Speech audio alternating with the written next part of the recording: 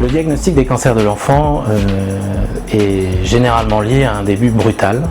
avec plusieurs types de symptômes, des symptômes qui sont des symptômes spécifiques liés à l'organe qui est atteint, comme par exemple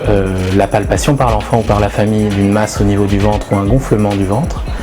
la palpation au niveau des os d'une masse qui grossit, qui est douloureuse dans le cadre des tumeurs osseuses, la présence de signes neurologiques dans les tumeurs cérébrales et la présence de ganglions qui grossissent dans le cou ou sous les bras pour les hémopathies.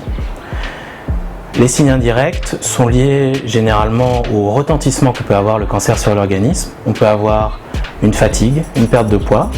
des douleurs diffuses avec parfois une impossibilité de marcher, des éruptions sur la peau ou un changement du teint qui peut être lié à une baisse des globules rouges ou des plaquettes. Et l'ensemble de ces symptômes associés à un examen clinique précis permet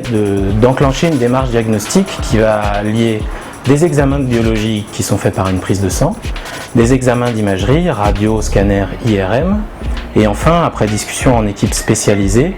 décision de réaliser ce qu'on appelle une biopsie, qui va être le prélèvement d'un endroit le moins à risque possible pour le patient,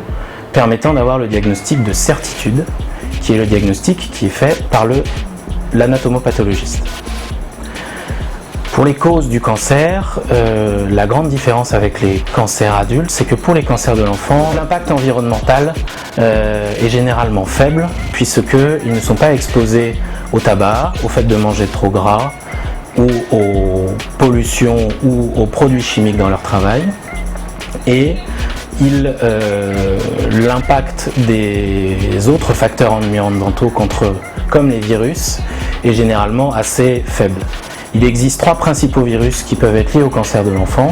dont 2 sont prévenus dans le calendrier vaccinal, qui sont les papillomavirus et le virus de l'hépatite B, et un autre virus qui est le virus d'Epstein-Barr dans certains lymphomes.